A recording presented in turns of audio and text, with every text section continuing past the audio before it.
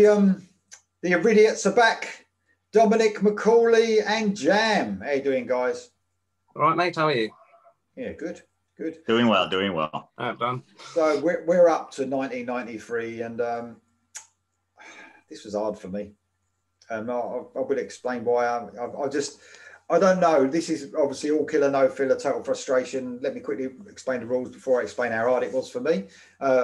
So this is Jam's rules, obviously, isn't it, Dom? These sick rules that are coming out in this game. What we have to do is choose an album from that year, choose a song off the album, not repeat any albums. Can't have 2 songs off an album. So we've got 12 tracks to speak about. And also the track listing has to match the track listing of the original release. Or, well, not sometimes the original release. It's just, sometimes it's a pain in the arse, about 10 releases and you don't know where they're coming from. But that's the all killer, no filler, total frustration rules. Now, I found this hard. I got everything in the end fine, but my list is a mixture of some that I listen to and still listen to. Some are something that I listened to way back then, but haven't listened to it since, so I had to refresh myself. Some is bands that I know some of their material, so I've had to go and listen to the release of that year and choose a song. So, oh wow. Yeah, a bit of work for me on this year. So for the first time, I think it's where I had to do a little bit of listening, and yeah, I like that one. Obviously, some of it ends up where I've only got like maybe a track 7 and a track 9, for instance, left, and then I go and listen to a track 7 and a track 9 of a particular band. So yeah, not easy for me, but I think it's actually going to get harder.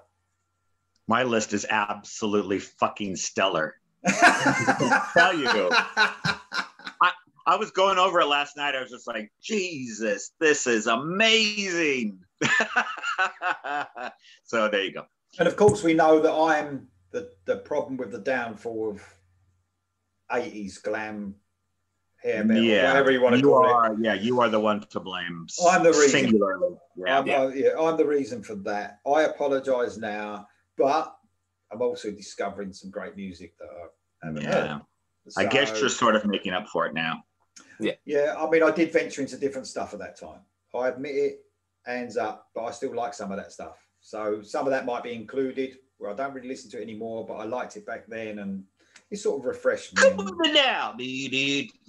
No, I didn't listen to fucking Limp Bizkit. I didn't even see Limp Bizkit. I'm not fucking using them anyway. No matter what, I will choose fucking, I don't know, the shittiest pop band in the world over that. I will. Even though you liked it and listened to it at the time. Yeah, I'm going to Steps. I will choose Steps when it comes to that. I might have Limp Bizkit on my list. There you go. Yeah. There you go. I think you got to be true to what. I mean, if you like it, liked it. Time, I don't know. Well, no, I think sometimes with these lists, when we're talking, I think you've got to like it now a little bit. You can't. If you hate it now, but you liked it back then, it's not. Real, it's not real. I mean, I literally, if I heard Limp Bizkit come on in my car, I would just switch it off. That can't be on an all killer list, can it? That can't be on an all killer list. Okay, fair enough. I'm saying that now. I'll be fucking choosing Limp Bizkit. I know it. Because this was hard enough. Let's wait till 1995.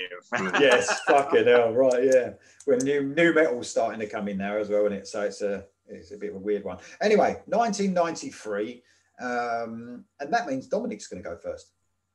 Yeah, I guess we have a little bit of sad news to speak about. You guys just told me before we went on. I had no idea.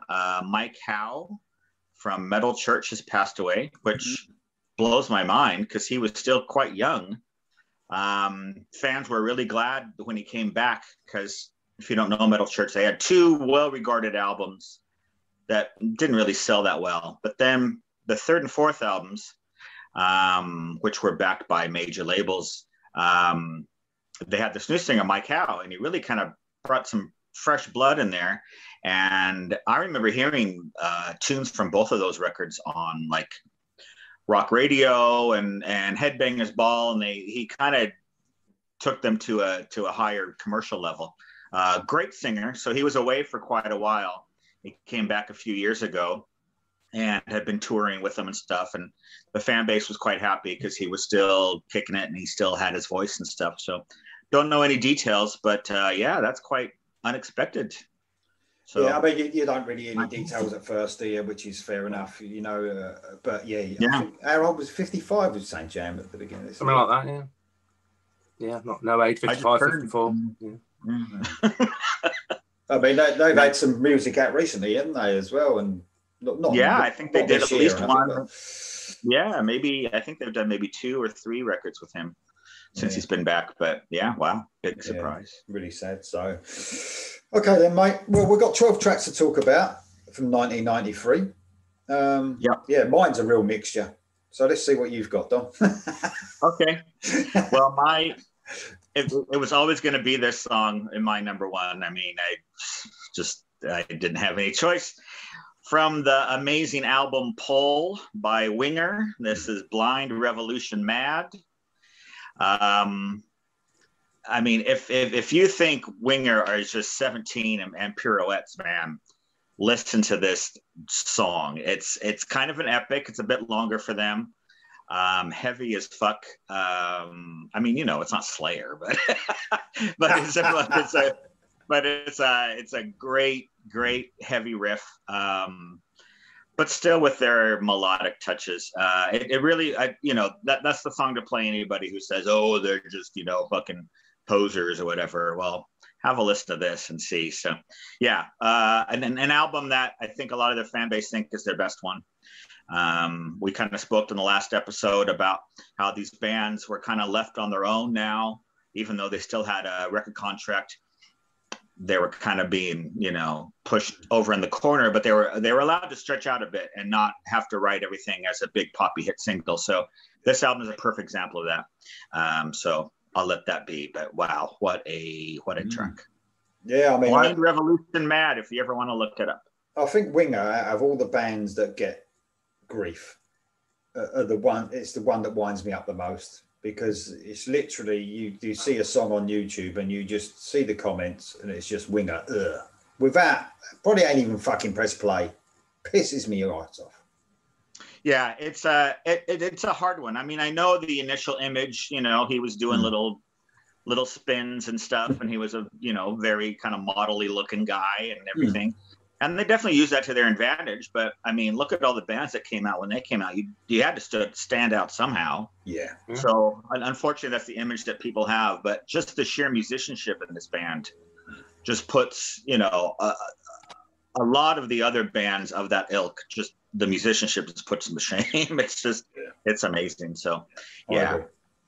Good choice. Okay. Mate. Excellent choice. Cool. Jam. On more sad news, probably more my end of the music scale. Obviously, Joey Jordison, founder member of Slipknot, has also died. Even younger, 46. Brings it home when I'm older than him, or well, always will be now, of course. Very sad news. I'm not the biggest Slipknot fan in the whole world. I do like a lot of their stuff, and I have seen them live a few times. But I also like the Murder Dolls he was in with Wednesday 13, a bit more sort of horror themed band, and I saw them luckily at I think it was a corporation in Sheffield, so it was quite a small gig. So it was good to see some of his brilliant drumming, you know, such close up. Just sad news really. But it'd been a bit quiet recently, and I mean, I don't know the details, but I think he did have some sort of neurological illness, disease, or what you want to call it. So I think it was probably natural causes. Don't want to speculate, of course, but very sad to see. Let's not also forget didn't he stand in for Lars Ulrich when there was that yes, he did, yeah. Fucking download that year when no one really knows what went on anyway, but he filled in, didn't he, for Metallica? Yeah, very short notice. Yeah, apparently done a brilliant drummer. Yeah, another sad one. Sad shit this week for metal. Really is. Does. Okay. Right, just going on to my list briefly. Mine's similar. I mean, 92 is brilliant. 94 is looking really good. I haven't finished my list yet, but it's looking like there's too much stuff to pick. 93 has been a bit different. There's still loads of stuff, but I did struggle a bit to get all the songs in. And number 5 track I really struggled with, but I've got one in the end, which I think is pretty good. But it's such a mixed bag. I'm talking like classic rock. We've got thrash in there. We've got some a little bit of grunge, I suppose. We got some prog metal. We got some classic metal. We got some British rock. It's just a what it's all about, man. Exactly. Yeah. So without further ado, I'm going to start with one I haven't put too many in, but I do like a lot of this stuff, and that's Rush from the Counterparts album, and it's Animate, which is a brilliant start and opening track. I think Rush at this point had gone back, dropped a bit more of the keyboards so much because they were very keyboardy in the 80s, of course, late 90s. Then went back to a bit of a more guitar-orientated sound. And this song is quite long, it's about 6 minutes long, but I just love the drumming on it and the riff and the singing on it. By this point, I don't like perhaps early Geddy Lee vocals. They are quite very screamy, obviously. I'm talking 5150 album and stuff like that. But by this time, he's obviously got a lot. 2112. That's it. Yeah, sorry. Fucking hell, I don't know. Van Halen and Geddy Lee. That's a fucking four. Van Lee, yeah, that'd be good. Yeah. I would like to hear that album. Yeah, I would like to hear that. But no, it's a good album actually. I quite like Counterparts. So yes, back to more rock roots and great opening track. Yeah, I'm one of them people that's heard the odd Rush track and never got any further. You know, perhaps it's. No, I keep saying it. I think it's too late for me to catch up on all this. To tell the truth. You're gonna die before you get through everything. That's true. Fuck, there's too much. There's too much. Great choices, guys. My first choice. Now, this is. I don't think I like any other songs of this band. It's a band called Life of Agony. You might have heard of them. I've heard of them. Yeah, this is the band's album called River Runs Red, and the song's called This Time. So it's the opening track, obviously, track 1. It's a fucking miserable listen. It really is. It's they make Alice in Chains look happy, honestly. I thought Life of Agony.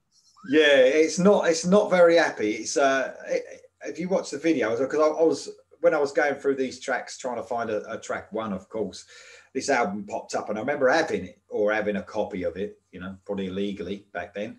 But it's a real dreary, deep vocal and following the guitar line.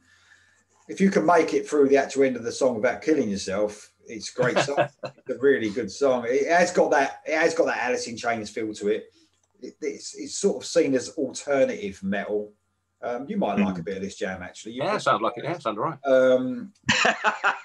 Yeah. Do I want to kill myself? Yeah, let's do it. The guy is actually Keith Caputo on vocals. Is now called Mina Caputo. Yes. Oh.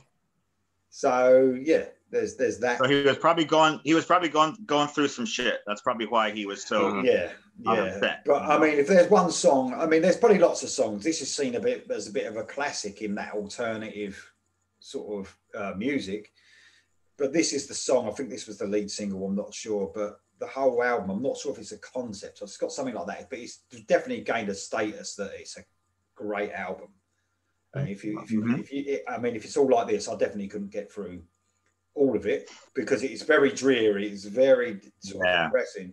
But at the time, I suppose it just caught everyone's. You know, it was moving out of that glam period, and then it was all about that sort of thing. But it's a great song, and I think Jam, if you want to, I think you would absolutely fucking love this song. I probably would actually. I'll try it. Yeah, it's very Alice in Chainsy, but even more dark, I suppose. Very dark. anyway, this time from Life of Agony. There you go. This scene of actually, what was it? They described an alternative, and it's one of those sort of things that I don't think they are that sort of band, but it's they call it drone metal. Something like that. It's even more extreme. It's like hardcore. It's saying it's hardcore, but I don't think I did listen to the album back then. I can't remember anything hardcore about it. It all sounded like no. Because hardcore would be a term for like hardcore is like punky, thrashy, punky metal. Yeah, it's nothing like that. This is definitely that doomy. Sounds more drony. I think very sludge. Sludgy, yeah. Life of Agony this time. Great track, by the way. Cool. Yeah. Right. Well, to completely shift gears, as we always do, my song's about strippers. Perfect. So let's just put it in a third gear here. This is Love Hate from their third album, Let's Rumble. Cool. Yeah. They didn't have any major label support, so they're into the indies. But this track has always stuck with me, and apparently it stuck with them because when I saw him a couple years ago, he did it. So I was quite happy with that. It's called Spinning Wheel. And as I said, it's just about watching a stripper do her stuff, right. And it's great.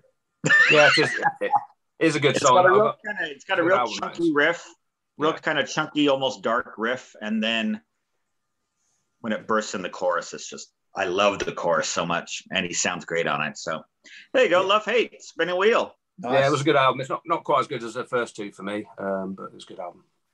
Yeah, agreed. Okay, I'm going one. I thought you might pick this one, actually. I don't know if Lee will or not, but I thought Don might have had this, and that's Anthrax from Sound of White Noise. First one with John Bush, of course, because I know you're a fan of Armored Saint. And it's Only, which is absolute Stonewall classic Anthrax song. I actually really loved this album when it came out.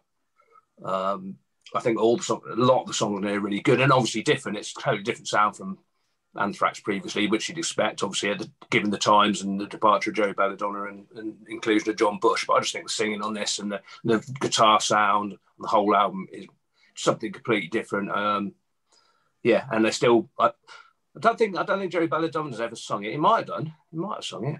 Don't think so. It's not really his style of singing, but it's still a classic Anthrax song. And I think most people say, if they did their own Anthrax compilation, this perhaps might be the only one of John Bush, one or two maybe off this album to get on the album. Because I think after this, they weren't quite so good. I think there's the one with the 8 Ball on it. What's that called? Yeah, there's a few albums. There's a few albums that are not quite as renowned as this one. But yeah, Only, classic Anthrax song. Good album. Check it out. Right, brilliant, mate. My track 2, Sabotage. So this is a song called He Carves His Stone from Edge of Thorns. So at this stage, the original singer left, and Zach Stevens came in on the vocals. So I think he did a great job. This might not be up to par with Hall of the Mountain King, Gutter Ballet, but I think at this stage, Zach Stevens was sort of almost giving that sort of vocal that the original singer had, that sort of rough sort of vocal. This is a really heavy song, actually. I do actually like Edge of Thorns, this actual title track, but that was track 1. And I thought, this is a great album, so I could sort of choose a lot of tracks off of this. Sadly, Chris Olivia passed away about 6 months after the release of this album, the guitarist. I think he had a car accident. Someone drove into him, saying, come over the outside of the road, something like that. I think. What, Vince Neil again, was it? No.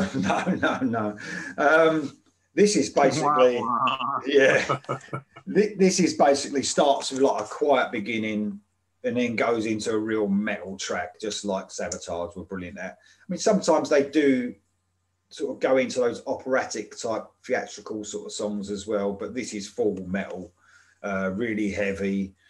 Great riffing, obviously. I mean, I think he was a really underrated guitarist as well. Chris Olivia done some unusual stuff, really unusual to listen to. And this isn't so progressive, as they got a little bit more progressive, didn't they, in the future as well? But I love this song. He Carves His Stone, really strong, really good vocal from Zach Stevens. That's my track 2. Sabotage. Excellent. Very cool. Okay. My number 3 is a band that was away for a while. They've since come back in various incarnations, but they've always had, this album in particular had the singer and the guitar player. It's Diamond Head. This album is called Death and Progress. Man, I remember loving it then, and it's one of those records that I put on about once a year, just it can't be as good as I remember, so I put it on. I was like, fuck, this is as good as I remember. It is a great album. The song I have here is called Calling Your Name, which is very a slow, epic ballad, very similar to something maybe off of the first Kingdom Come album.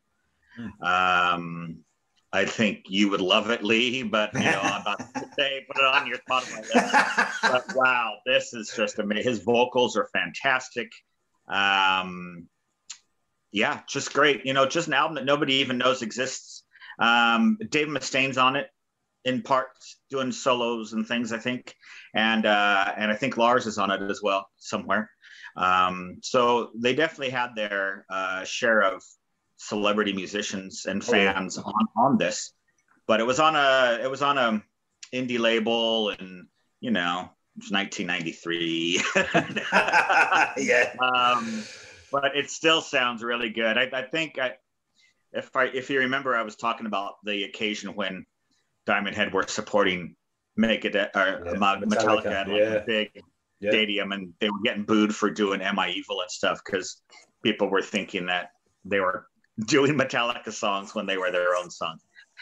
Ridiculous. So I think this is that era actually, when they were trying to make a big comeback, but it did not work in any way whatsoever. But what a quality record! Sounds great still. So it's called Death in Progress from Diamond Head is the album. Yeah. Cool. Great, mate. Cool choice. Right, Jan, what you got, mate? Well, I'll go for one we've sort of discussed previously, and it's the first of two soundtracks I've got, and it's from The Last Action Hero, which was quite a good film at the time, actually. I quite liked it. It's something a bit different. It's got slated, but I quite enjoyed it. I mean, obviously, some people wouldn't say it's Arnie's best film, but enough about the film. But the song is Megadeth, and it's Angry Again. So these are songs that don't appear in any albums, of course. If it did, then obviously you couldn't have it. So this is a good thing about the soundtrack. All these songs, I believe, are actually original. Even, well, I won't mention the other one because it might not come up yet. I'm not sure what track one was. But there's some great tracks on there. And Angry Again is typical of the Megadeth of then, from the sort of euthanasia type thing. It's not thrashy really anymore. It's just a metal track, really. Dave Mustaine sort of speaks the verses almost. But it's just got a very good chorus, very good song. And it's, I say, typical of the Megadeth at the time. And the whole soundtrack is pretty good. It's got some other bands I say, well, I will mention one because I've gone past it. I thought you might have had What the Hell Have I by Alice in Chains, which is track 2, but because that's a very good track as well. It is a good track, there is some other good stuff on here. But if no one's ever heard this soundtrack, you might want to check it out because, as I say, there's lots of songs from bands you like probably that you won't see on any album unless they've subsequently been built on compilations or bonus tracks or whatever. But Angry Again, typical 90s Megadeth track, let's say. Cool. No, good. It's a good album. And obviously, might be mentioning that bit later. But very, very good album indeed, which is unusual for a soundtrack usually. Sometimes they're throwaway songs, isn't they? A lot of those songs. Yeah. But right, my track 3 is from a bit of a super group. So Arcade, Stephen Pearcy from Rat. Fred Coury from Cinderella. There's a couple of other guys, but I'm not sure whether you call it a super group. I'm not 100% sure because I saw the band's names. I was like, not really sure who they are. But Stephen Pearcy and Fred Coury anyway. So they're very rock and roll. That would have belonged in the 80s probably. Stephen Pearcy's characteristic voice, exactly the same as it sounded obviously back then, still sounds the same now sort of, doesn't it? But really good groove to this, great riff. This is sort of like, I don't know what happened to the band. They brought out a couple of 2 or 3 albums I think, but all you have to say is 1993, didn't you? So it's the wrong time. So the album was actually the self-titled album. This song's called Calm Before the Storm, and it's just a really excellent groove to it, great riff. And I only discovered these 3 or 4 months ago. Oh, right. So didn't even know anything about Arcade. Didn't know anything about I think I was watching I was going through YouTube looking at something, and then someone had just put in the comments below about Arcade. Stephen Pearcy was great in these. Clicked on it. Sounded great. Great. Probably as good as, I'm not saying it's Invasion of Your Privacy is good. I know we can't, it's only Stephen Pearcy. It's a bit different than Rat. It's like a rock and roll sort of feel to it still, but they, don't sound like Rat. But doesn't anything sound like Rat though when fucking Stephen Pearcy sings? It's just like, what I mean? You can't think of anything else, can you, apart from Rat when he opens his mouth? But that's a good thing. But no, check it out, Jam, if you haven't heard of Arcade. Is it sort of, you say more rock? It's not really metal, and it's more like sort of it's like Rose type stuff. It's like, well, it's hard to describe Rat as metal, I suppose, isn't it? If you want to, it's like, I think it's a bit more 70s than 80s. It reminds me of like 70s Aerosmith, like that kind of sleazy groove. Sleazy, yeah, definitely sleazy, definitely a little bit sleazy. Yeah. But Rat were always a little bit sleazy, weren't they? So, Yeah. but in a different way, I agree. But no, I mean, it's a really good, hooks and melodies. It's just what you'd really want from that sort of time, I suppose, But I did not hear of them at all until 2 or 3 months ago. Well, the same as here. They must have had no publicity whatsoever over here. No, I can't remember anything about them. And some bands crept through to me in them times, but I suppose you had to go looking for it in some way. But no, I'm glad I heard it, because when you think of Stephen Pearce, you either think he's done a few solo bits, but it's Rat in it. It's Rat only. But Arcade it's a bit of music there to listen to if you haven't heard them. So there you go. Calm Before the Storm, Arcade. Okay.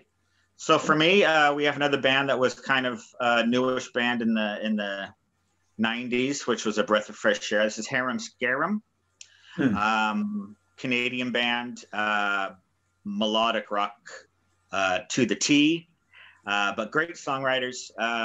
They really have a cult following. Even back in the 90s, they had a cult following just because they were one of the only newer bands coming out doing this stuff. It's from the album Mood Swings, that is such a classic. They tried to re-recorded it a few years ago, which was kind of unnecessary, but this album's a classic anyway. This song is called Change Comes Around, and it's great. They really just continued the sound that some of us were still itching to hear, and really quality band. So they've been going strong most of their career. So I think the last one was a couple of years, maybe a year or two ago. Yeah. So they still kept it up, keeping the faith, I've got to admit that this album, I mean, I a little while ago, another band that I didn't listen to. I knew about them, but I got hold of all the discography on Spotify, whatever it was, and I was listening to them for a little while, a few weeks, and every time a song came off of that particular album, it stood out off of Mood Swings for sure. It is. I think it's their classic. Yeah. Yeah, it's definitely the one that got you as soon as you heard it. Oh, that's a good song, and you just have a quick look at it'd be that album. It just seemed to be that album. Although everything was quite good, that was and it's known, like you said, as their best. Yeah, absolutely. I don't know why they re-recorded it either. Sorry, I don't know why they re-recorded it either, because it was fucking good as it was. So I'm not really sure why. Nah, there's no need for that. As you can imagine, in '93, when everything around me is new metal and grunge and stuff, to hear this, it was like, wow, fantastic. This certainly got some plays in the car. So very good. Great. Good choice, mate. Good choice. Okay, what you got, Jim? Cool. Well, we have 4, aren't we? So right, going for my first of 3 British artists. I'm going for the great, no longer playing anymore, unfortunately, the Almighty, with obviously fronted by Ricky Warwick from Black Star Riders now, of course. And this is from the 3rd album, Power Tripping, and it's a song, the great title song, Jesus Loves You, But I Don't. So it's might be slightly anti-religion, I'm not sure about that, but no, it's a great song. It's a fan favourite. It starts off with a slow acoustic bit for like 3 minutes, and then goes and builds into a big power ballad with the epic chorus. But it's got some brilliant lyrics, like "I've never seen Jesus inside a church" and things like that. It's a great crowd pleaser song. The album was okay, some good stuff on it, and I think they did one more album after this, maybe 2, but this is probably the last of the good albums. Obviously a difficult time for bands like the Almighty going forward, which is probably why they don't exist or didn't exist anymore. But Jesus Loves You, But I Don't. It's one really good track. I think Lee would like this, and Dom obviously probably knows it, so it's definitely one worth checking out if you don't know this one. That's it. Yeah, cool. Excellent. Yeah, I agree with everything you said. I do really like the main track, Addiction, was that it's called? Yeah, I do really like that track. I would like to have it on here somewhere, but unfortunately just too much. But agreed. It was probably their last shouts, Yeah. Cool. Excellent. Right, so I'm going to that soundtrack we've already spoken about, Last Action Hero. Now, I heard this song, the first time I heard this was on a B-side, actually, for I Am I. from Queensryche. Yeah. So obviously that album was The Promised Land. I Am I was the first single, and this song, which is called Real World, was on the B-side. And I think I liked it better than I Am I, to tell you the truth. I loved it. It's very sort of, it almost sounds like a song they would put on the end of an album, like Queensryche used to do, that sort of, that real sort of slow, sort of building sort of song. Anybody listening? Exactly, that sort of thing. And this is just like that. So this is obviously off the soundtrack, like I said, track 4. It's a brilliant sort of, it's got classical elements coming through, like classical instruments and violin. I think I can hear in parts of it. Very sort of progressive, but not unlistenable progressive. Very cool. Very sort of simple chorus.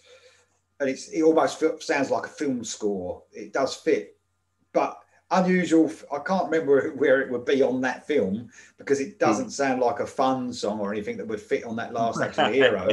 I'd have to listen, maybe watch the film to see where it is. It'd probably be right in the background. It might not even be in it. Background on the radio or something. Yeah, it might, like you said, it might not even be in it. But I think it would have been one of the standout songs on a little bit of a dodgy album heading for their shit, time. But Promised Land, as people say, was their last classic album. I don't know about that. So Promised Land didn't come out this year, though, did it? I don't think. No. I was going to say, right, yeah, no. I was going to say I missed that if I did. This was like the B-side on that. But a fucking a brilliant song. I actually put beautiful song. I mean, fucking hell.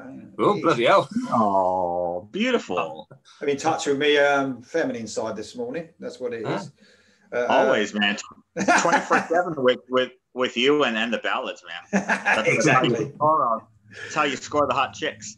Yeah. But no, like Jam said with this album, I mean, I'm sure most Queensryche fans have heard this song. But if you haven't, it's probably one of their ones that you'd be quite surprised at how fucking good it is, and it's on the soundtrack. It sounds like a lot of work's been put into that song. Usually a band would put a bit of, sometimes, like I said before, a bit of a throwaway song on an album like that. But it's a great song.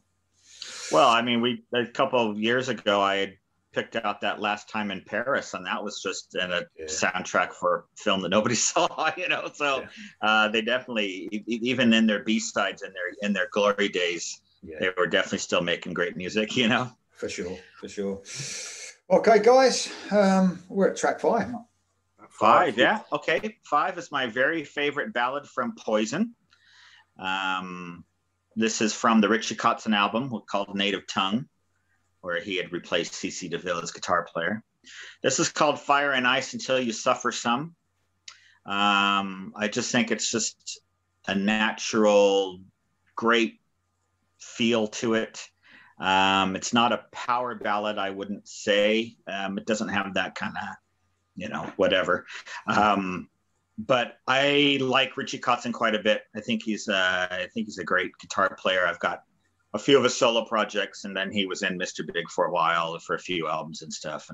And so I followed his career, but he wasn't a great fit for Poison. But I completely understand why they brought him in for a bit more musicianship and trying to be a bit more adult. The whole album doesn't really work. There's some good stuff on it, but this song, I love it. I think it's so much better than Every Rose Has Its Thorn or Something to Believe In or any of those other ones. This one actually has some feel to it. It really, it's a good one. So Until You Suffer Some, it's called, from Poison, Native Tongue. I didn't really follow Poison through their career. I mean, the first couple of albums I did. So at this stage, what were they? What did they sound like? Were they bluesy? What were they sort of like at this stage? Yeah, because Kotzen can be kind of a bluesy player. I think he can shred as well. But he's a bit more bluesy, and his voice is bluesy too. So you hear him on background vocals on a lot of these singles. It's kind of uncomfortable mix between Poison, between the old Poison and then this kind of new bluesy thing coming in. As I said, the whole album isn't stellar. There are some good tunes. The opening tune's very good. And the first single, which is another ballad, Stand, I think is a very strong song as well. So there were a few moments, but yeah, it was a confusing time for everyone. Oh yeah, fucking hell yeah. Okay, great one, mate. Cool. Good to get Winger in 1993. I'm sorry, Winger. Yeah. Fucking Poison even. Well, Winger and Poison. Winger and Poison. I got both of them in. Exactly. Brilliant. Okay, Jan, what you got, mate? You're number 5. Right, I was on to the difficult number 5. I was nearly got a few of my honourable mention albums and started listening to track 5s and picking one. And I thought, I don't really want to do that if I can, because if it's not outstanding to me now, then not good. So I just had a last bit inspiration, looked on Wikipedia releases, and I found this. And it's one that you wouldn't expect from me and one that I wouldn't expect of myself. But I think 18 months of working from home, I've had Planet Rock on every day when I'm working. And this song comes on. I enjoy it every time it comes on. And it's Robert Plant from Fate of Nations album, and it's 29 Palms. All right. Which is one of his probably best known songs. As I say, I wouldn't have suddenly thought, I must put that on there, but I really love the song. It's got that sort of guitar sound I like from like Chris Isaac's sort of DAD, as I've mentioned before. And it's just a very soft, hard rock song, if you like, and sing, great chorus. And it's just, I think the verse is actually better than the chorus. I think the verses sound quite exciting sort of thing. It gets to the chorus and it's a bit of a sellout in a way. It's sort of just a bit too happy, but I love the verses, and it's got that sort of mood in the verses, whereas the chorus is perhaps a little bit too happy. But no, good song, and sort of saved my bacon in a way, rather than having to pick something I perhaps didn't. I probably would have found something really good. There's a few albums there I'm sure I liked at the time, but it's just obviously nothing stood out. So pretty good. It's funny what you should say about like the verses. I think that's a big thing now. I find I'm liking a lot of songs now. The chorus ain't the outstanding thing for me. But I don't know if you guys agree. In that 80s period, when the chorus came, it was all about that chorus, and that was the thing that stuck with you. But it seems these days, sometimes, I mean, look, you can only write so many songs, before you write an outstanding chorus. There's not many bands that write an outstanding chorus where it grips your stroke now, is there? There's parts of songs now that I think, oh yeah, that's a good part. Yeah, the pre-chorus is brilliant. That bridge is excellent. But then it gets to the chorus, you're like, that didn't actually stand out as much as it should have done. The build up. Yeah, exactly. Crescendo, and then it's just like, it must be hard to write something that's original, catchy. Absolutely. Exactly. Yep. Okay. I said Winger because I was looking at my next track, which is Winger. That's why I was So I've chose off of the Paul album, obviously, which you already mentioned, Junkyard Dog. Tears of Stone in brackets. This I've actually put down in my notes here that, and I know I go on about people giving Winger some stick, but this is the sort of song you'd like to someone obviously who'd never heard of Winger, and you'd go, these Winger haters, and you'd play it, and they'd go, fucking hell, yeah, that's good. That's a real heavy, chugging, fucking good metal song, that. And you'd go, well, that's Winger, and they'd be like, oh, shit. You know that had happened, didn't you? It's a fucking excellent, great heavy riff, like I said, chugging. Would please a lot of metal fans, I think. I mean, I'm not saying, again, it's extreme metal or anything, but it's heavy enough. There's some real heavy guitar in it. I love it. The whole album's really fucking solid, actually. And it was an easy, Winger gave me an easy way out on this year, for sure. So, Winger, Junkyard Dog, Tears of Stone. There you go. Yeah, great tune, great riff on that. Yeah, it is. Love Reb Beach. Let me just give Reb Beach a shout out. One of my favorite guitar players. Yeah, it's great guitar. Blows away. Yeah. Okay. Well, I will return the favor now. My number 6 is from Arcade. Cool. This is Never Going Home. It does have a great kind of Aerosmith Rocks feel to it. I think that. I know what you mean about, it's Stephen Pearcy, so obviously it has the voice of Rat, but I think it's pretty much a different animal. It's looser.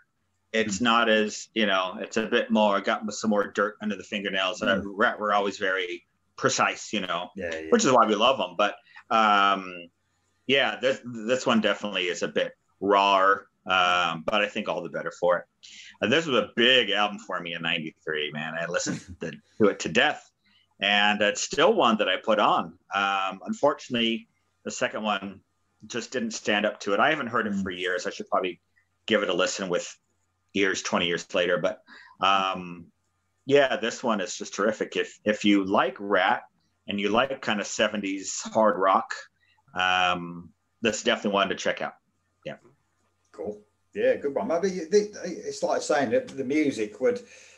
It's funny, isn't it, with Stephen Pearcy? Because imagine any other singer on those songs, it would give it a completely different feel and probably even more 70s. But sort of Stephen Pearcy gives it that 80s feel with the 70s music. Yeah. It's a weird one. Great one. Right, cool. What you got then, Jen?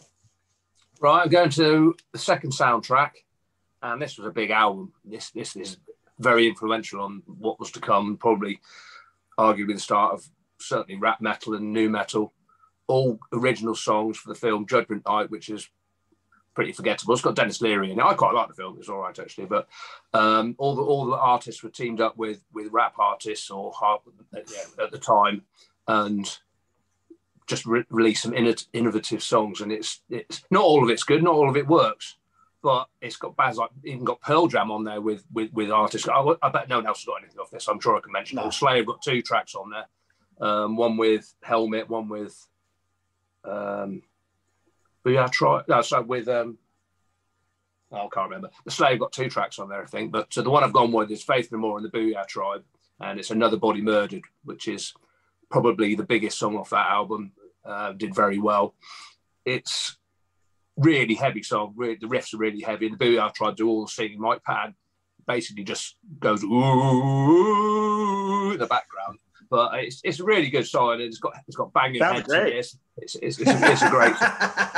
It is a really good song. But I'm kidding. Well, I know you wouldn't like that, but I mean, it's at the time this is groundbreaking. Nothing else sounded like this at the time, and I'm sure a lot of the bands, and I've read it. They refer back to this album as a start of that sort of stuff, whether you like it or not, which is not by a lot of people. But great song, probably the best on the album. I think Slayer and the song's called Disorder. I can't remember they're with, but that's a good track as well. Not all of it works. Yeah, Slayer and Ice-T, of course. Yeah, Slayer and Ice-T. Yeah.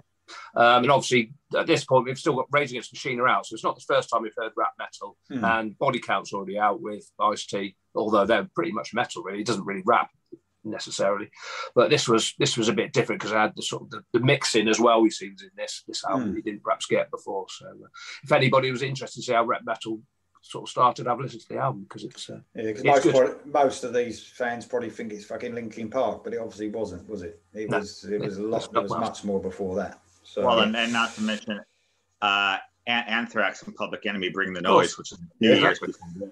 Yeah, definitely. Well, Anthrax did another song with they did obviously they did the Anthrax rap as well before that, didn't they? I'm the Man, exactly.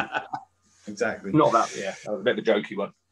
Okay, yeah, great one, mate. That's cool. Good to see the different music coming through, obviously, in that year. I'm going for an 80s band, though. Well, no, a 70s band, sorry. Were they late 60s? Fucking hell, it might have been Scorpions. Huh? So, not probably their best album, but I quite liked the album. I thought it was good. Face the Heat album. And of course, I've gone for a ballad. Woman. A great. I actually like this ballad. Yeah, it's a great song actually. It's got Klaus Mainz in brilliant form, even though if you think about it, how many years has he been going at this point? Do you know what I mean? So his voice is very intact, and it ain't too bad now really. But it's a really sort of, you've got Matthias Jab sort of picking at the guitar, and Klaus Mainz vocals are just fantastic. It's a real nice listen, if you know what I mean. Not the worst Scorpion ballad, because I think the Scorpions have done some brilliant ballads, especially in the 80s. And this sort of stands up to it. You would be happy with this in the 80s, and it probably didn't get the airplay that Scorpions had. Yeah, it didn't get the airplay that obviously the Scorpions received before. But it's a great song, an absolutely great song. And there's some good songs on Face the Heat, and it's one of them albums that sort of got forgotten about, didn't it? I mean, I thought it was an improvement on Crazy World for sure. Yeah. Production wise, song wise, everything. but it just got left behind a little bit. That was the problem. So, yeah, Woman, Scorpions. Good choice. Yeah. That's great. Okay, so we're on 7, yeah. 7. Yeah. 7, track 7, mate. Okay. Halfway. So, already spoke of this album, Anthrax, Sound of White Noise. My history with Anthrax is much different than yours. I never really got them with their shorts and their Indian headdresses and all their stuff. But once John Bush came on board, man, let me tell you, they became one of my favorite bands. Absolutely. This run of albums, I know a lot of people don't think the ones past this album are worth much, but to me, the 4-album run they had with Bush is just absolutely stellar. And this was the beginning of it. This song is called 1,000 Points of Hate. I fucking wash my hands of this. Just a great song. So many great songs on this album. Unfortunately, Only, which is a terrific song. That's the only one that ever gets a look in anymore. It's one of those things. But God, High Pro Glow and Package Rebellion. And oh man, there's so many fantastic tracks. That long chemical name, I can't say it as it goes.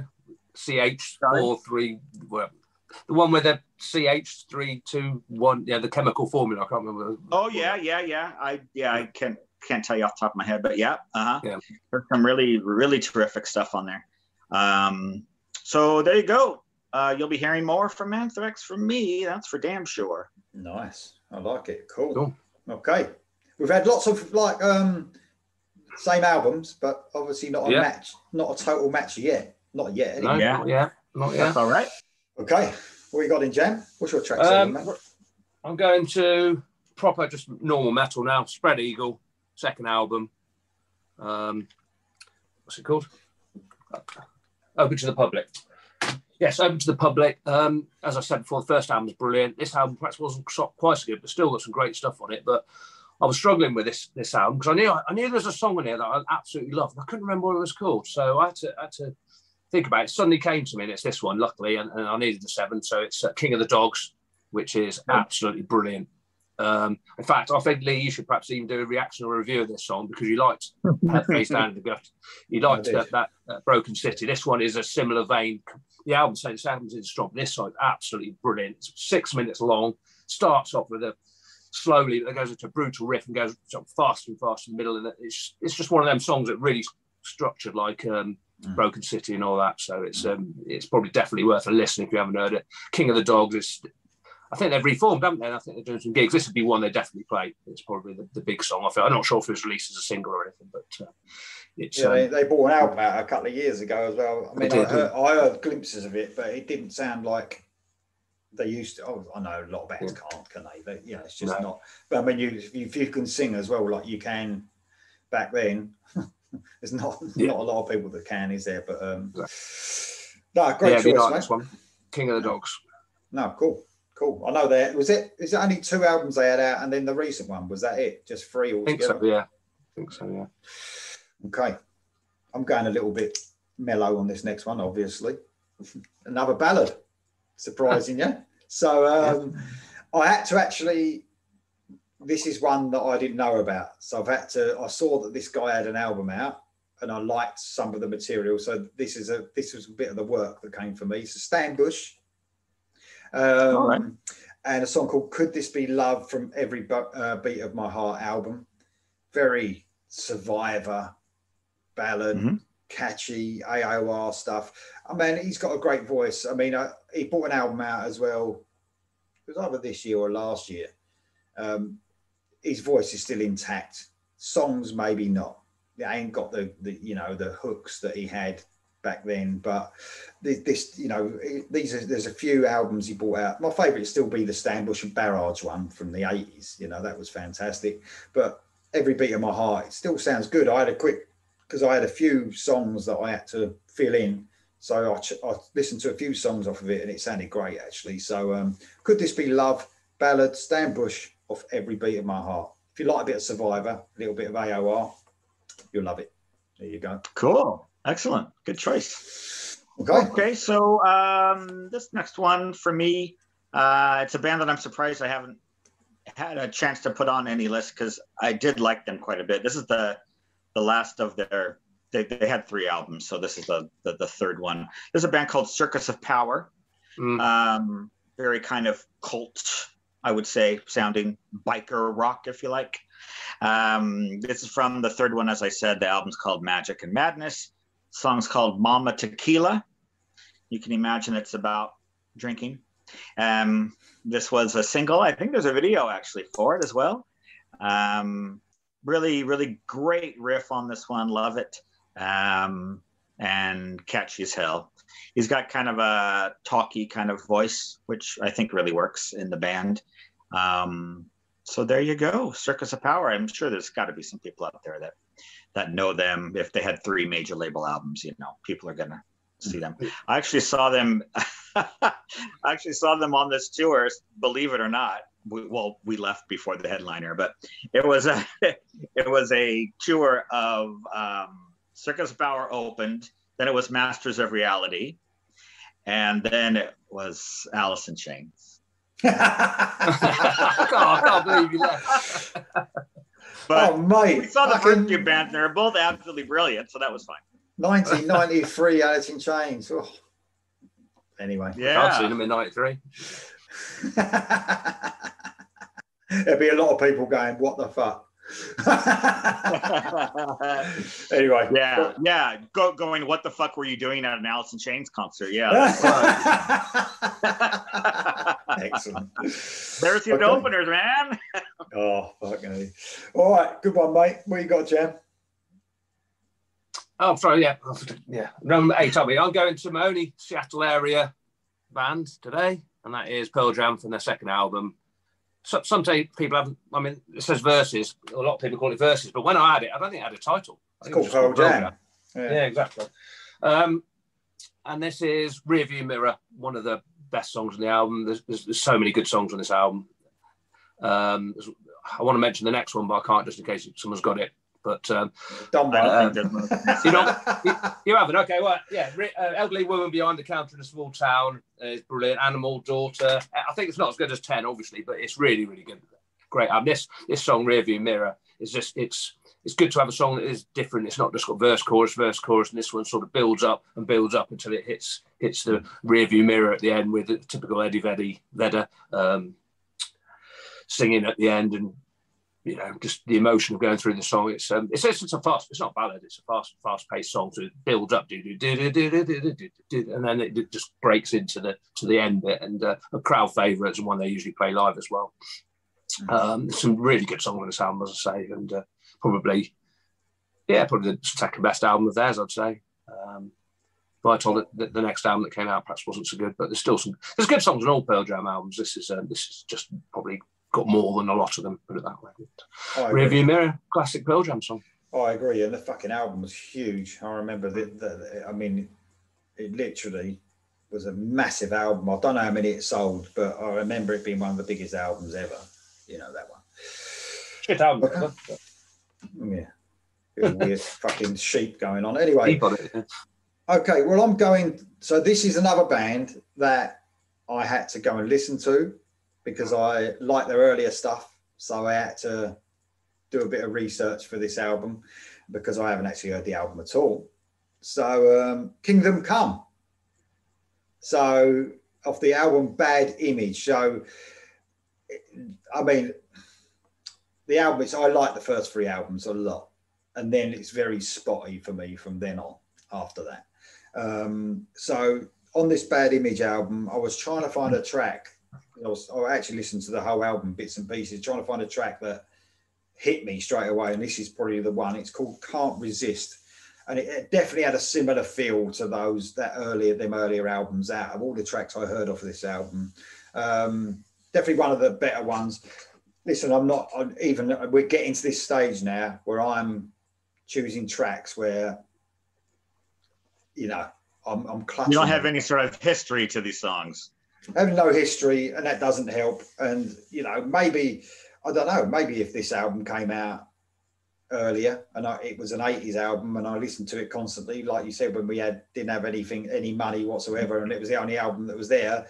Perhaps I would have had more history, but as it sounds, it didn't grip me a lot. But Can't Resist sounds like the standout track to me on this album. So Kingdom Come, Can't Resist, bit of a rocker. I mean, he was experimenting a lot at this stage, Lenny Wolf, with different stuff. He started on Hands of Time, I think, with that experimentation, weird stuff. But I think that, he's really going for it on this one, like doing his own thing. And like you said, I think Don before, it's almost like his solo albums, But it is, yeah. It's just it's called Kingdom Come, but it was just him and some players, This could have fitted at least on one of the first 3 albums. I would have been happy with it, but some of the tracks on it, I'm like, they could come in. I might have to do this in later years as well, because they've brought out a lot of albums I didn't actually know about. So it's got quite a few. Kingdom Come's probably going to come in again, but I didn't listen to this yet. Again, this has only been the last few days that I've found this track. So there you go. There you go. Kingdom Come, Can't Resist. Good. All right. Well, I'm not going to talk too much about this band just because we've talked a lot about it. This is the classic Earth versus the Wild Hearts album. And this song is called News of the World. Always been probably my favorite song off this album. I love it. Catchy as hell. I mean, what can I say about Ginger that we haven't already effused about before? I'm finding it hard to bring up more adjectives for my love for the Wild Hearts and for Ginger. So we'll just leave it there. Earth versus the Wild Hearts, classic album, obviously, and News of the World. Yeah, this is the album that when I was going through the albums of the year, this is the album that I knew about all them years ago. I didn't listen to it, obviously, but this was the album that everyone, because I've never changed, have I? But I wouldn't go that far as to listen to one of the favorite bands of the 2 people I do the station with. But, I know. But I mean, this is the album that as soon as I saw the title, I thought, that was talked about a lot. Oh yeah, it's a big deal when it was brilliant. Yeah. Okay. It's just worth mentioning we went for the original release in case people question our order, because Caffeine Bomb wasn't on the original one, so it puts all the tracks up one, doesn't it? There's no Caffeine Bomb. We had to do a little messaging. Yeah. So we agree on that. Okay, I'm going for a band who I've actually just heard this week, I think, on Blabbermouth, and recorded new stuff, which is a bit of a surprise, because they only did 2 albums. And Jane's Addiction have also done some stuff since, and this is Perry Farrell's band Porno for Pyros. And this is the first album called Porno for Pyros, and the song is Black Girlfriend. Now these were massive at the time. It's hard to remember how big Jane's Addiction and Perry Farrell and all that were at the time, alt metal, because Porno for Pyros existed. They did this album and they headlined Reading that year.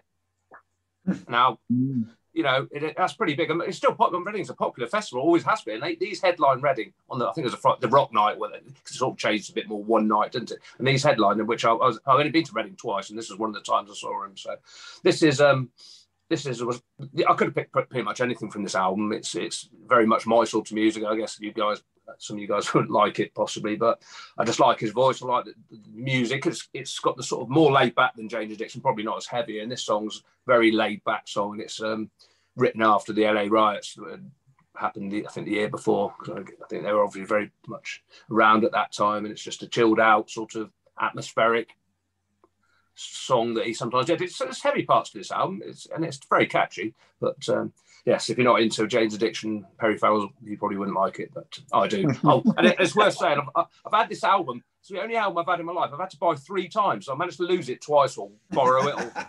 It's amazing. I've never lost an album in my life, and this one I've had to buy 3 times. Crazy. Weird. Wow. Okay. How many times you moved, Jan?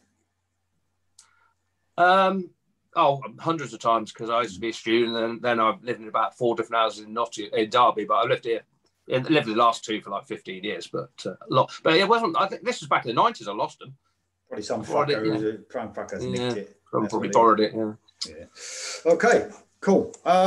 Right. This is another one that I've only listened to recently, probably over the last couple of months. So I didn't know that this singer for a really famous band brought some solo stuff out. Well, I knew about it, but I didn't know how good it was.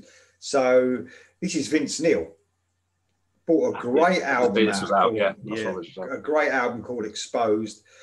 And man, this has got to be as good as a lot of the Motley Crue albums, if not rock's even better. It's got Stevie Stevens on the guitar. This song's called You're Invited, But Your Friends Can't Come.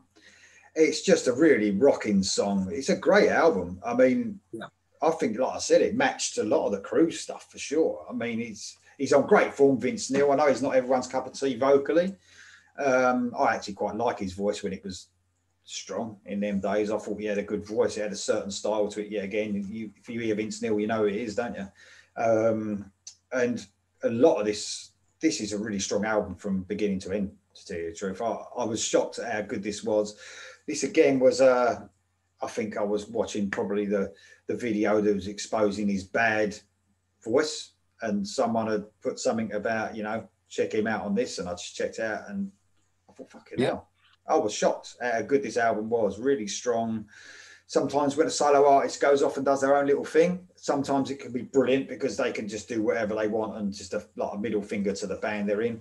Or sometimes it can be a failure, but a brilliant album. I think, I'm not sure whether he'd done a couple more, I think, and I think this was known as the really strong one. But yeah, you're invited, but your friend can't come, from Exposed. Brilliant. Yeah, really fun album.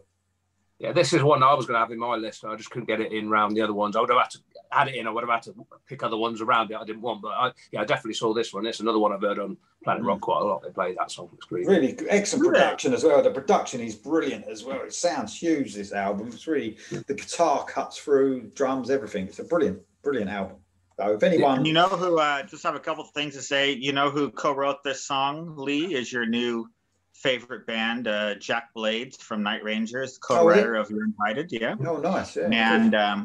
And I was quite lucky to see this band with Steve Stevens and Vicky Fox was on drums, who used to be in Enough's Enough and actually left the band because Tommy Lee was his idol. So when Vince Neil came calling, he just left Enough's Enough, said, I have to go do this.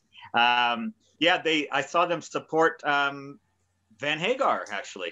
Oh, right, okay. The only time I saw Van Hagar was an outdoor gig, and Vince opened with that band, and it was a good night. Nice. No, it's a really strong album, isn't it? And I don't know why I never got to hear it, but it's just like I said, I don't know why either. Yeah, exactly. I think it stands up to even better as a lot of the Crue albums, if you ask me. I think Lee was hibernating in 1992. I don't know what the fuck I was doing. Well, 93. 93. I was obviously listening to depressing music. That's what I was doing, not party music like this, for sure. So there you go. Vince Neil, you're invited, but your friend can't come. There you go. That's a good track, yeah. A lot of Americans are going to know that song because that was kind of a big deal when it came out. Got tons of video play on MTV. You couldn't, the first week that came out, man, every time you turned on the channel, that was on there. So it was theme song for Encino Man, the movie. So that was tied in with the movie and got a lot of promo. Okay. Anyway. Okay, so 10, right? Yeah, 10. I'm going back to somebody who I started with. This is Billy Squier. I want to mention this because this is his last album that he ever did. Well, he did like an acoustic blues, but that doesn't count. The album's called Tell the Truth, and the song is called Not a Color. He was still with the same label that he was way back when we were talking about him in 1980. This is the strongest album that he made since the early 80s. A really great album. And I've since read interviews with him that he really put everything into it because it was the last album on his contract. He really wanted to try to, make a real special album. And he did. And the label did nothing with it. I think that probably most people who liked Billy Squier back in the day probably don't even know that this album exists. But it's definitely, if you were a fan back then and you want to check out, because he had quite a few albums every couple of years. So we're talking, he's up to like album 8 now or something. If you always wanted to hear maybe another Billy Squier album and you liked him back in the day, this is the one to get. Tell the Truth. Really strong. Nice. Cool. Well, you've only mentioned him, in 80 and this one? Yeah, not bad. Yeah. Yeah, I mean, he's got some spotty albums. I'll give you that. But yeah, this one is a real standout. Man, most fucking musicians and artists do, don't they? They're not 100% all the way through, are they? Most of them. Well, so. I mean, the sad thing about this is he put so much into this album, and it just dropped off the face of the earth. And that's pretty much when he left the music business, because he was so disillusioned that we haven't heard from him since, really, which is a shame. Yes. Cool. All right, cheers, mate. What you got, Jam? You're number 10, mate. I'm going for number 10. I'm going for Annihilator's third album, Set the World on Fire. Canadian band. Rubbish album cover. But this was a slight departure from the first two, this is probably slightly more commercial, less thrashy, I'd say. It's got some good songs on there, though. It's got stuff like title track No Zone, Bats in the Belfry, Stake in the Grass is a good song. So it's got some good stuff on it, and it's still they play a lot of it live now. But my favourite track has always been track 10, which is Brain Dance, which is definitely more harping back to the Never Never Land, Alice in Hell type sound with an intricate guitar, weirdy bits that I forgot. Memory's rubbish today. Jeff, he plays on his bits. And this is the last album with Coben Farr singing. Although when I went to see him a couple of years ago, before all this happened, they said they were going to come back and do a Never Never Land anniversary type stuff. And they were, I think he said he was going to bring Coben Farr back for singing on it. It was talked about. Whether that's going to happen, I don't know. But this song is, it's got that sort of intricate little bits that they have in Alice in Hell and Never Never Land songs, where he does all this sort of stuff. And it's also got a slight, I don't know if you know The Trial by Pink Floyd at the end of the wall, which has got sort of weird singing on it. It's got all that it's got sort of showman, it's hard to describe, like show music type singing, out of the fire and into and all this sort of, it's quite a bit weird, but it sounds awful, doesn't it? But it is a great song. It's called, it actually sounds pretty cool. I'm actually going to go check this out. It sounds it is good. It's a brilliant song, and it's just say, it reminds me of the first two albums, which is where they were really good. They went slightly off the rails here, but it still doesn't. Annihilator have been pretty consistent all the way through. And then, as I said before, recently, the last 10 years, they've been doing some brilliant albums, absolutely brilliant. And a lot of them, Jeff has been singing himself as well. So definitely worth checking out Brain Dance from Annihilator. Good. Cool. Good one, mate. Okay, so my track 10 is from Blue Murder. So this is the I Need an Angel from the Nothing But Trouble album. So I think I remember you mentioning, Dom, that this album is sometimes seen as the best one from Blue Murder. Was it this band on a couple of episodes ago, or was it another band? Might have been Badlands. I think maybe you're thinking of Badlands. Yeah, because Badlands is Blue Murder and Badlands are sort of, at that time, I sort of put them hand in hand. Yeah.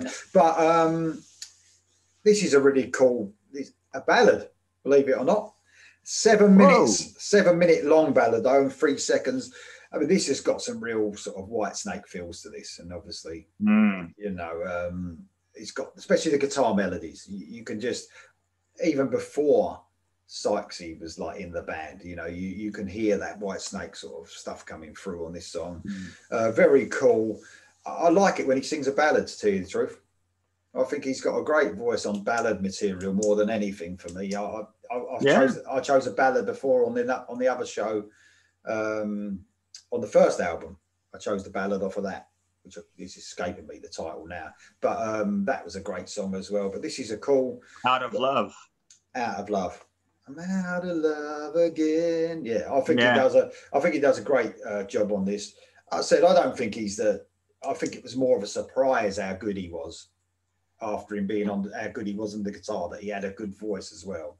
But he does a great job on this. I Need an Angel from the Nothing But Trouble, probably the lesser well-known album for sure from Blue. Yeah, this is very similar to the Lynch Mob situation, where the second album, I only listened to it a few times, just like it doesn't have that special feel that the other one did. So I haven't heard it for ages. So it's definitely one I should probably put on again with a fresh pair of ears, because we are talking, it's been 30 years now, 28 years. So your ears change, but I would definitely check that out again. Okay. Yeah, I've only got the first Blue Murder album, which I really like, but I haven't heard that for a while, and I didn't have this one, never had this one. So. Cool. Okay. We're nearly there. The penultimate track 11. Yeah, that's right. Okay, number 11 for me is from the amazing Coverdale Page album. So many great songs. I think it sounds better now than it even did then. You know, I'm going, especially this song, Whisper a Prayer for the Dying. My God. It's just your wet dream of Coverdale singing for Zeppelin. It just is. It's just fucking amazing. It's got a real kind of, it goes in and out. You know, it's a long kind of epic track, the ones that Lee loves so much. But when it kicks into that, to the main riff, it just fucking blows my mind. So good. Yeah, I mean, everybody knows who Coverdale and Jimmy Page are. But I would say that this album has really stood up the test of time. So if you haven't heard it for a while, or maybe didn't even check it out at the time, just because it was 1993, I would say go back and check it out, because there are some amazing tracks on here. Really good, really underrated album, I think. I was listening to people talking about the album the other day on the radio. I think it might have had Planet Rock on, and they was talking about this album and how good it was, and how just what you said, Don, about it stood the test of time. You know, even now. It really has, yeah. Great, cool. There you go. Okay, brilliant, mate. Cool. What you got, Jam? Number 11. Okay, I'll be quick, because Dom's already, and we've all talked about it a lot. The Wild Hearts from obviously Earth versus the Wild Hearts, and the track "Love You Till I Don't," which I think is brilliant. I mean, once again, you could have exactly. And I could have had any song off here, and it's even, this has actually got quite a Beatlesy bit on here, so Lee ain't gonna like it, but it goes, "Oh honey, please." Oh yeah, "Oh honey, please."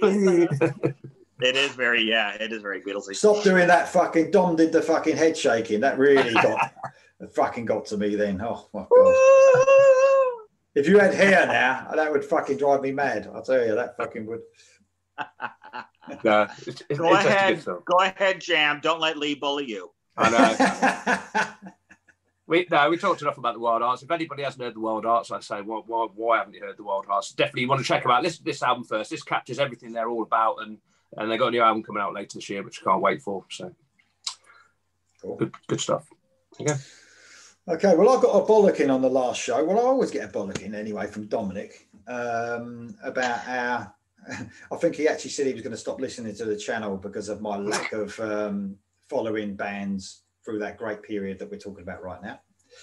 Well, that was really early in your channel when I thought, you know, your first couple of reviews were great, and then you started doing your years of 1983 or 1993, and I'm like, what? Yeah, well, I admit I'm a right prick, and I missed obviously some of the best music that was coming out then, and one of the best albums from Dio I missed as well. So there we go. There you go. My favourite singer of all time. And what the fuck? Bring Down the Rain from Strange Highways. I actually did this as a reaction. I don't know if anyone remembers, but I did this as a reaction when I used to sit in the car, and I was blown away with it. I was too offended to watch it. It was actually a reaction, yeah. So, you know, this is just, you know, that Sabbath album, Dehumanizer, off the back of that, and probably Ronnie's most aggressive vocal on that Dehumanizer I've heard him do, and then carrying it on with this album as well. This again has got that aggressive vocal. Tracy G on the guitar, and I would say this is probably my favourite guitar in Dio album since Last in Line, I would say. Right. I mean, I know we talked about Vivian Campbell the other day on Sacred Heart, that he still was good on Sacred Heart. He was. But I think that Tracy G does a brilliant job on this album. He does. Absolutely. Yeah, this is a great song. Bring Down the Rain from the one and only Dio. There you go. Yeah, I always think of Dehumanizer and Strange Highways kind of in the same, you know, part 1 and 2, if you will. Yeah, apparently when a lot of the songs written for the, really aggressive. When a lot of the songs written, I think, for Dehumanizer came onto or the ideas. It makes sense. Yeah, it probably is, you know, ideas he had for that album. That does make sense. I haven't thought of it that way, but yeah, Strange Highways, man. Again, if you love Dio and you love the first few albums and everything, and you haven't really followed, I would say this is the one to listen to. For sure. After Last in Line, this is next. This album's next. Is just a standout album. Yeah, absolutely. Great. All right. That's good. Okay, track 12, that's it, right? Yes, mate, yes. Okay. So another band that have released 500 million albums. And I think some people just get daunted by the fact that there's so much to try to devour. But this is one of their standout albums. This is Motorhead. The album is Bastards. Yeah. I think they regard it as one of their best as well. I've heard them speak about how they really put a lot of effort into this one. It's after their major label deal with CBS kind of went shitty, and a lot of people consider March or Die probably maybe their worst album. So they really just completely went balls to the wall on this one. But lots of melody. The songwriting is what they really stood out with on here. And you don't really think of Motorhead and songwriting in the same breath, but just some great stuff. So I know the band love it. If you like Ace of Spades and, you know, things of that nature, but you've been a bit daunted for their, you know, 300 other albums, and you want to hear something new from Lenny and the crew, I wholeheartedly recommend Bastards. And this song is called Devils, and it's a kind of a longer one, mid-tempo, kind of lots of emotion. You know, we can, you know, I can say that there are times when Lemmy really does kind of, in the slower songs, does have a bit of emotion in his voice. So, yeah, strongly recommend Motorhead Bastards if you don't have it. Cool. Excellent, mate. Thank you very much. Brilliant list, mate, by the way. Loads of variation. So excellent. Thanks, man. As I said, I listened to it the other day. I was like, whoa, this is quite a playlist. Surprised myself, you know. Yeah, brilliant, mate. What are you rounding off with, Jack? I'm rounding off with a band called Shotgun Messiah. I think we touched on them before. Couldn't get anything off their previous album, which was Second Coming. And this is the album Violent New Breed, and now this was a change from them. It's been called industrial. Well, it's sort of got that industrial sound, but we're not talking Ministry. We're not talking Rammstein. Obviously haven't come out yet.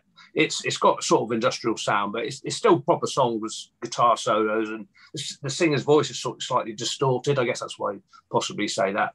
But I knew I loved this album. I loved it at the time. I couldn't stop playing it.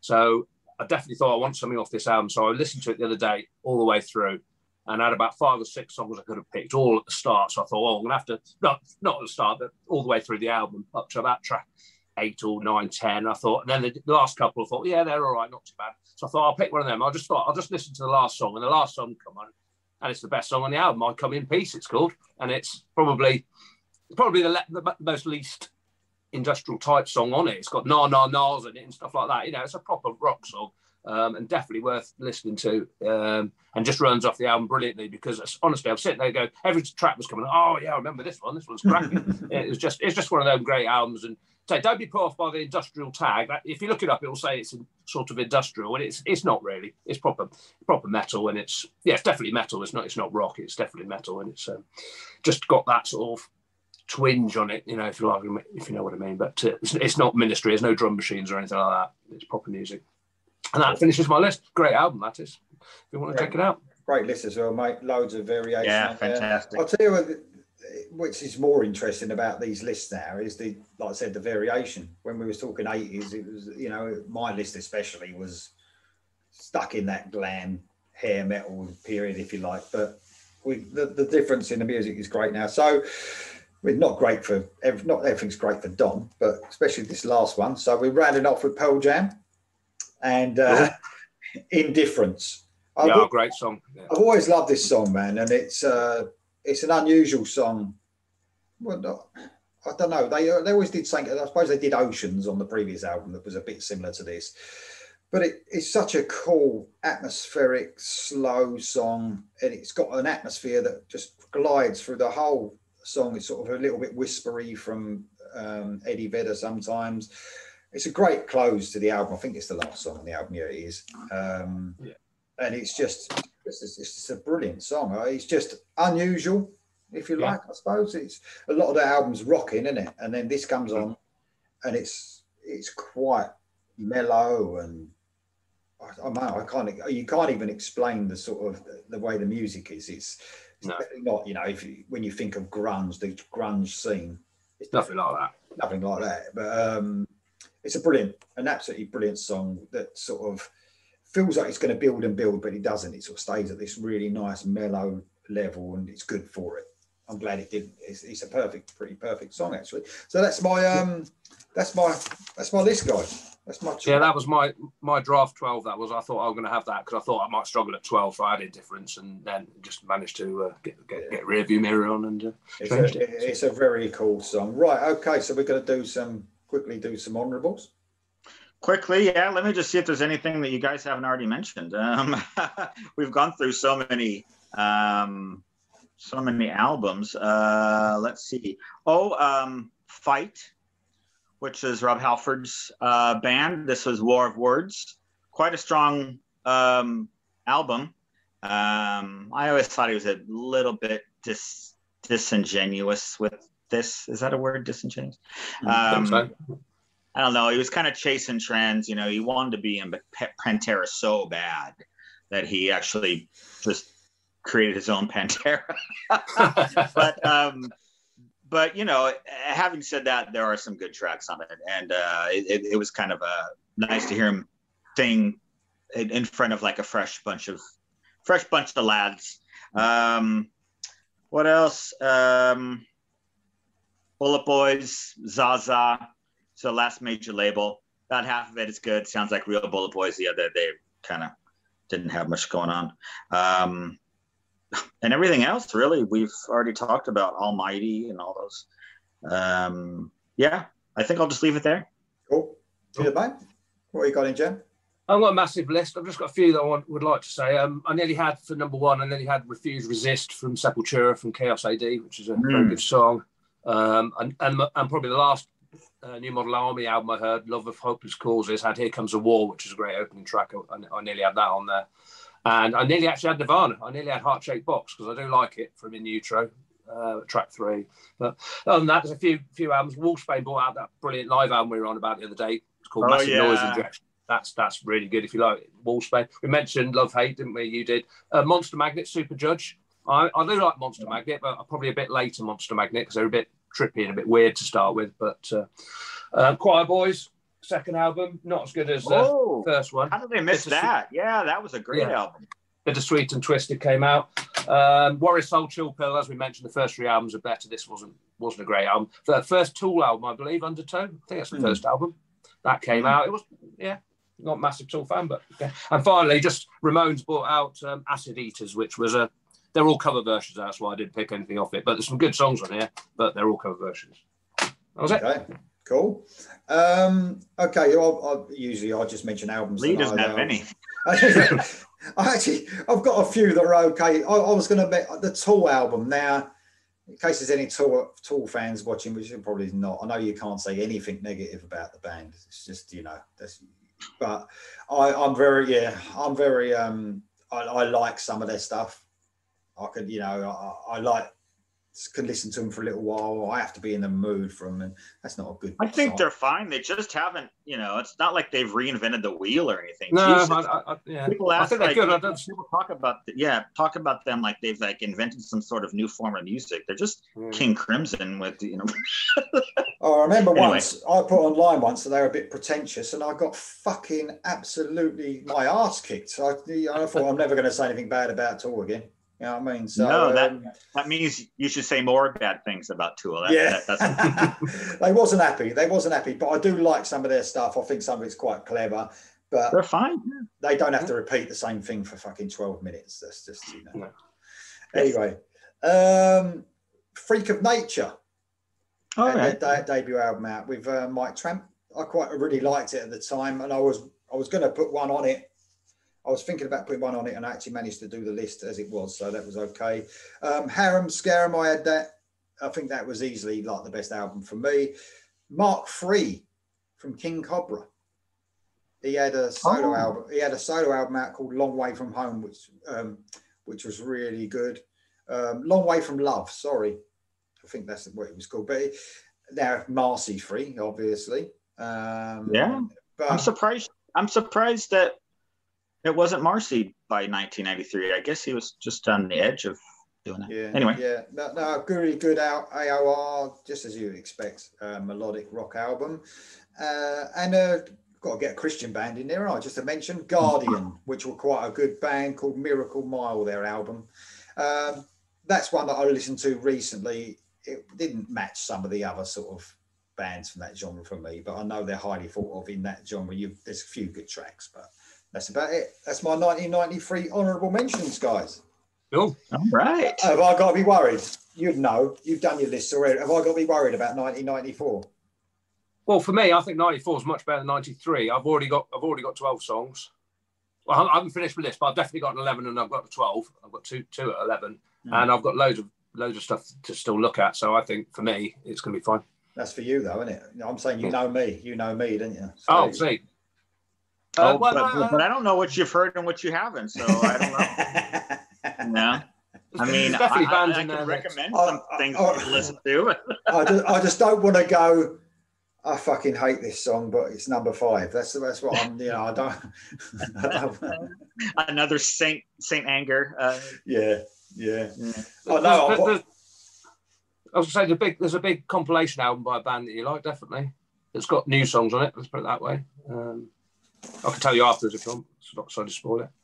Yeah. You can tell me that afterwards. Thank you. Well, listen, guys, it's not going to 1994 too much. I'm probably going to have to start working on it for a week, so I can listen to some new music. But thanks for joining me yet again. It's becoming more interesting because of the years. Even though I was worried about it, I think it's more interesting to find out.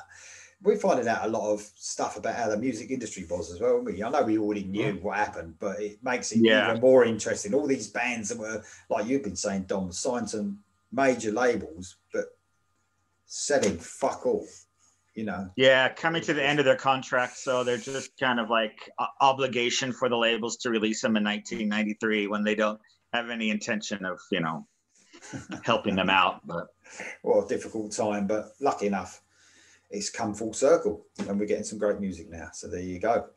Yep. All right. Thanks, guys. Thanks for joining me again. 1994 next. See you next time. Cheers. Bye-bye.